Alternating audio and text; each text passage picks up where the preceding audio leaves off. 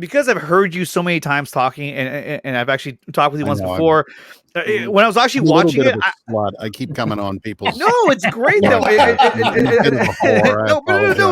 but this is a good thing. We love it. What I was saying was that, like, when I was watching the movie, I can sort of hear your voice, like, and I was like, and so I started picturing you in the mocap suit, like, doing the lines. I was like, oh god, this is so awesome. This is how he looks. That was like a crazy day. Well, that was the thing I loved the most when I saw it, is Kieran sounds like Kieran and Peter sounds like Peter. Yeah. The sound engineers on this film, like the VFX people, are there. Thank you, Anthony. But I was going to say and Jesus, the VFX people and the sound people on this film they're the goats. They're the rock star. Yeah. Absolutely. Oh, yeah. Because it still sounds like us, and yet there's enough augmentation on it that it just transcends. It doesn't sound like, a voice that's been worked. And that's really delicate stuff, So I'm kind of in awe of all of that. And yeah, I mean, we all, we're all standing around in our very attractive suits. I love it when you posted that image of the three of you. Yes, in the golf cart. Yeah.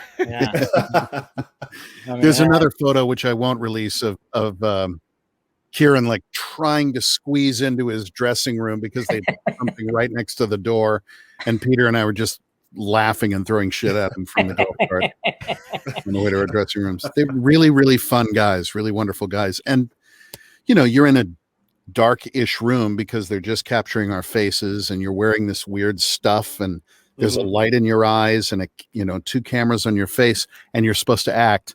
So not easy to have actors of that caliber as Peter Guinness and Kieran Hines. I mean, in very short order, you just get down to the business of doing the scene. But my God, I got to work with them. That's the coolest thing in the world. That's super cool. I mean, and then here's that image that you were talking about. Let's see if I can bring it up. Oh, you're going to be, yes. There it is. They look fantastic. I look as though I'm being treated for something. I don't know what the hell it is. And I promise you, out of the 3 or 4 selfies I took, that's the best looking I am. You're like, that wouldn't work. It's horrific. Yeah. But it's really cool to see all 3 of you together in the mocap suits getting ready to shoot your scene. I mean, or were you guys going to shoot the scene, or no, were you going back? Was at the end of the day. We had finished. Okay. Nice. Yeah. How many days? How many days? Do you know, it's hard to quantify all of that because first of all, it's a long time ago. Yeah. It's also the process was so spread out. I went to Los Angeles and shot some UXA stuff, mocap. Mm-hmm. And then I did some voice stuff in London on a live feed to Burbank. And then went back to LA and shot some other stuff that wasn't mocap. It was just face stuff. And I don't know the term for it. I'm sorry.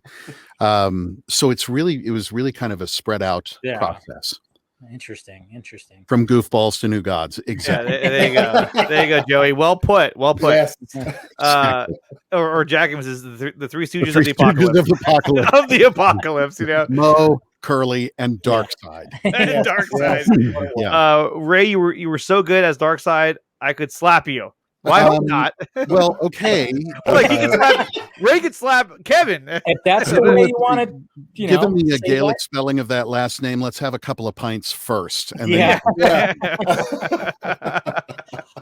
it's actually a good question. What was your favorite Darkseid line?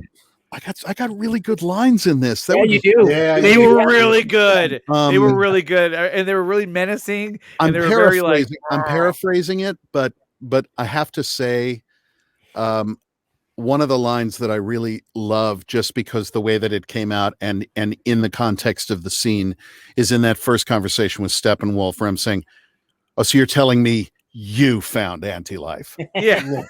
Oh, okay. Oh man, You know what I mean? That whole scene just is chilling because it's like the parademons know. Start crouching down. What? And as soon as he does, he steps back and his armor just goes like his armor gets frightened off. That was I got hair standing up just thinking about that actually. And again, that's down to VFX. That's you know, I mean, when I say things like, God, that scene was amazing, I ain't talking about me. I'm talking about everything around it.